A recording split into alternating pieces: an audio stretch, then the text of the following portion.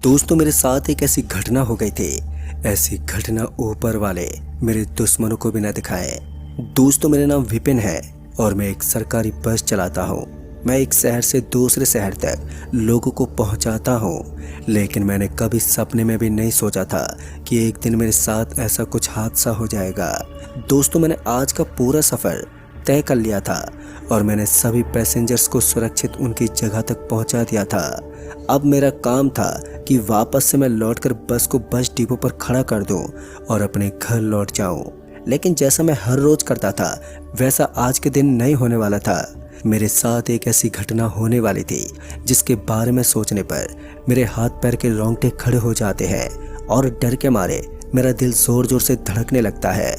दोस्तों मौसम खराब होने की वजह से जब मैं अपनी बस को खड़ा करने के लिए बस डिपो की तरफ बढ़ रहा था तो मैंने देखा कि तेज बारिश और तेज हवा के चलते हुए रास्ते में एक पेड़ गिरा हुआ है। उस गिरे हुए पेड़ को देखकर मैंने तुरंत ही बस को ब्रेक लगाया।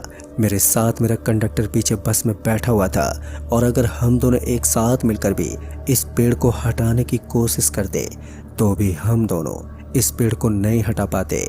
तभी पीछे से कंडक्टर ने बोला, एक काम करते हैं, हम लोग रास्ता बदल लेते हैं और पीछे वाले रास्ते से घुमाकर जो कि जंगल से होकर गुजरता है वहाँ से डिपो तक पहुँच जाते हैं और बस को खड़ा कर देंगे।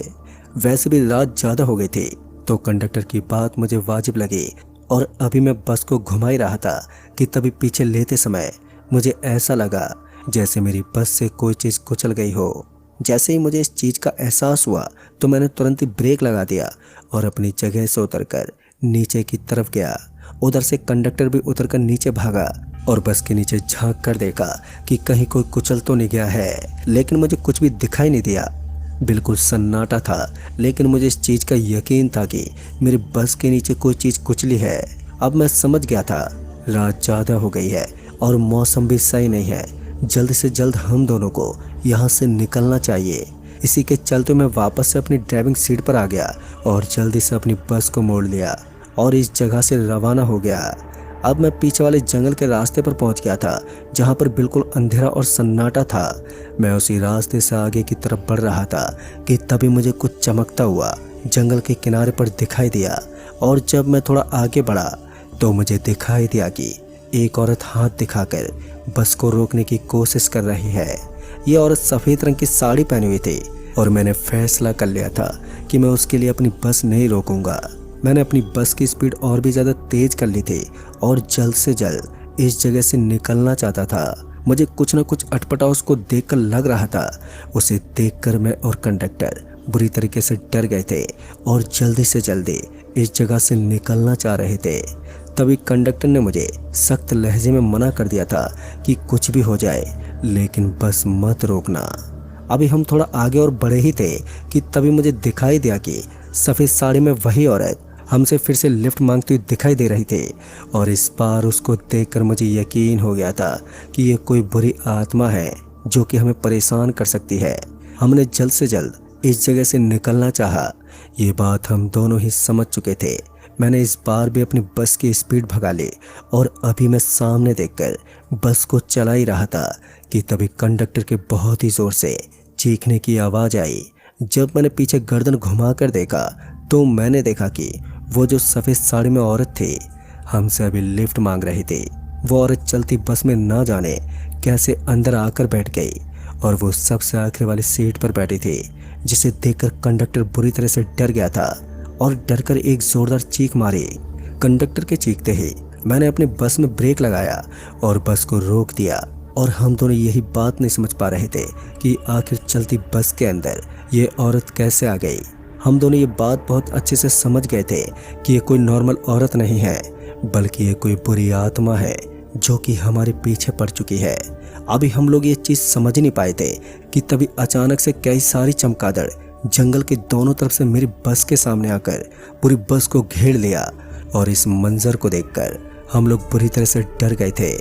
हमें नहीं मालूम था कि हमारे साथ आगे क्या होने वाला था, लेकिन जो हो रहा था उसको होते हुए देखने के अलावा भी हमारे पास कोई दूसरा रास्ता मौजूद नहीं था।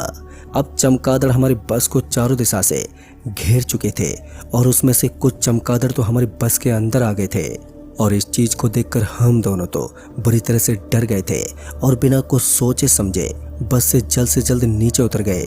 और जैसे हम लोग बस से नीचे उतरे तो हमें जंगल के अंदर से एक रोशनी आती हुई दिखाई दी।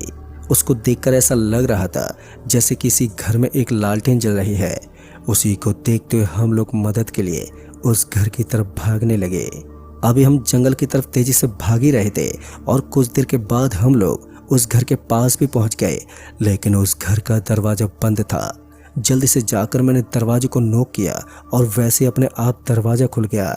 घर में थोड़ा अंधेरा था, जो कि लालटेन की वजह से रोशनी आ रही थी, तो उस चीज़ से साफ साफ कुछ दिखाई नहीं दे रहा था। इसलिए मैंने अपनी जेब में पड़े मोबाइल को निकाला और उसकी फ्लैश लाइट चालू करके अंदर की तरफ बढ़ने लगा।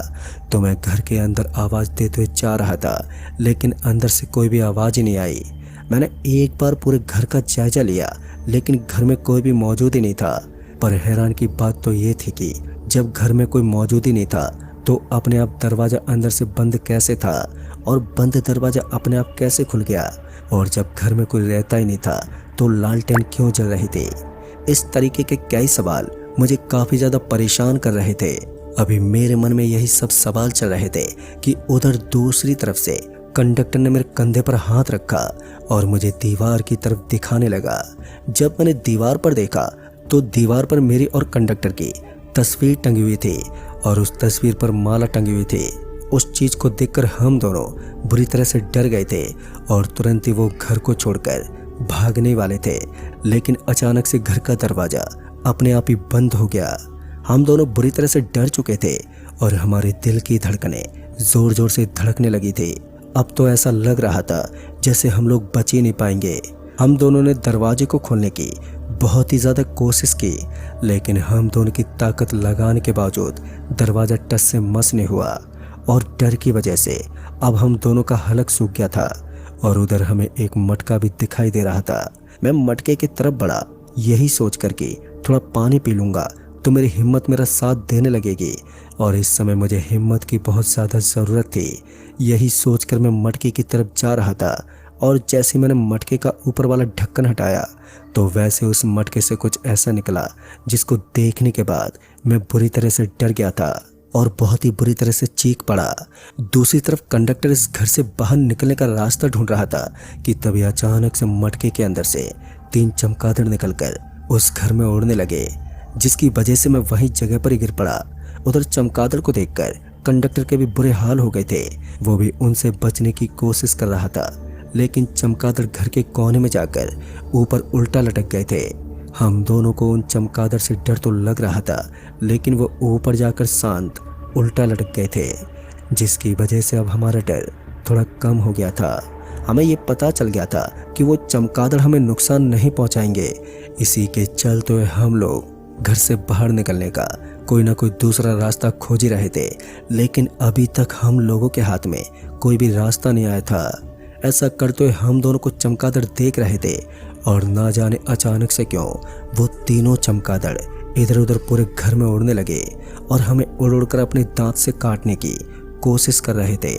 पर उनसे बचने के लिए हम लोग हाथ पैर तो चला रहे थे, लेकिन इसका कोई फ़ायदा नहीं हो रहा था कि तभी मेरे पीछे खड़े कंडक्टर ने मुझे बेड के नीचे इशारा करते हुए कहा कि हम वहाँ पर जाकर छुप सकते हैं। उसकी बात में दम तो था, इसलिए हम दोनों बेड के नीचे छुप गए। अब हम दोनों बेड के नीचे घुस चुके थे, तभी मैंने देखा कि वो तीनों ही चमगादड़ जाकर लालटेन के पास कुछ करने की कोशिश कर रहे हैं, जिसकी वजह से कमरे में बिल्कुल अंधेरा हो गया। मुझे कुछ भी दिखाई नहीं दे रहा था, बस हल्की हल्की कभी रोशनी आ रही थी। जब चमगादड़ सामने से हटता था तो लालटेन की रोशनी हम तक आ जाती थी, लेकिन ज़्यादातर समय चमगादड़ ने लालटेन को घेर के रखा था। तभी मुझे एहसास हुआ कि जैसे मेरी पीठ पर कोई नोच रहा है। मैंने कंडक्टर को चिल्लाते हुए कहा, अबे भाई ये क्या कर रहा है? फिर जब कंडक्टर ने बड़ी हैरानी के साथ मुझसे बोला, मैं तो कुछ नहीं कर रहा हूँ। इतना सुनकर मैंने जल्दी से अपनी गर्दन पीछे की तरफ घुमा कर देखा तो मैंने देखा कि मेरे बगल में वही चुड़ैल लेटी है जो कि मुझे बस में दिखाई दी थी। उसको देखकर मैं इतनी कस के छटपटाया कि मेरा सर वहीं बेड से टकरा गया।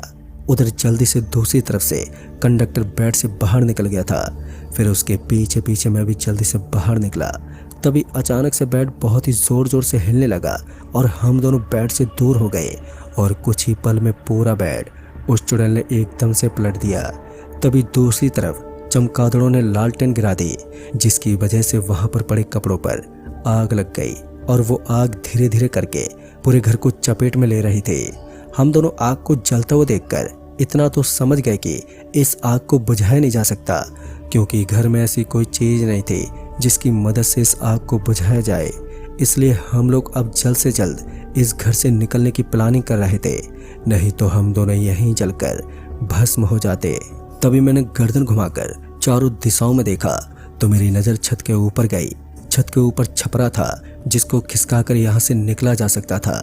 तभी मैंने कंडक्टर से बोला, कंडक्टर भाई तुम इस बेड के ऊपर चढ़ जाओ और तुम्हारे ऊपर मैं पैर रखकर इस छपरे को खिसकाने की कोशिश करता हूँ और फिर मैं इस जगह से कूदकर बाहर जाऊँगा और बाहर से इस दरवाजे को तोड़ने की कोशिश करूँगा। कंडक्टर ने मेरी बात मानी और जैसा मैंने कहा था ठीक वैसा ही किया और कुछ देर की मेहनत के बाद मैंने ऊपर लगे छपरे को खिसका लिया और वहां से चढ़कर छत के ऊपर पहुंच गया और वहां से कूदकर नीचे आ गया। मैं जब नीचे आया तो मैंने देखा कि ये दरवाज़ा किसी ने बाहर से बंद कर दिया था, जिसकी वजह से हमारी कोशिश करने के बाद भी ये दरवाज़ा टस से मस नहीं हो रहा था। तभी मैंने जल्दी से दरवाजे को खोला और उधर से कंडक्टर जल्दी से बाहर आ गया और घर में आग लगनी भी अब शुरू हो गई थी। तो हम लोग जल्दी से इस जंगल से बाहर की तरफ भागने लगे और तभी हमने देखा कि बस के पास कोई भी मौजूद नहीं है। तो मैं जल्दी से जाकर ड्राइविंग सीट पर बैठ गया। उधर कंडक्टर भी बस के अंदर आ गया और हम लोग जल्द से जल्द बस को यहाँ से निकालने लगे और कुछ समय के बाद मैंने इस बस को डिपो पर ले जाकर खड़ा कर दिया। उसके बाद जाकर मेरी जान में जान आई और मैं जब भी ड्राइविंग करता हूँ तो कभी भी दोबारा उस रास्ते से नहीं गुजरता हूँ और अपने जीवन काल में मैं कभी भी इस हादसे को भूल नहीं सकता। दोस्तों, जिस तरीके से मेरी जान बची है मुझे तो लग रहा था कि मैं उसी घर में जलकर मर जाऊंगा, लेकिन मेरी किस्मत ने साथ दिया और मैं बच गया। इस हादसे के बाद मैं उस रास्ते से फिर कभी नहीं गुजरा। तो दोस्तों, इस कहानी में बस इतना ही।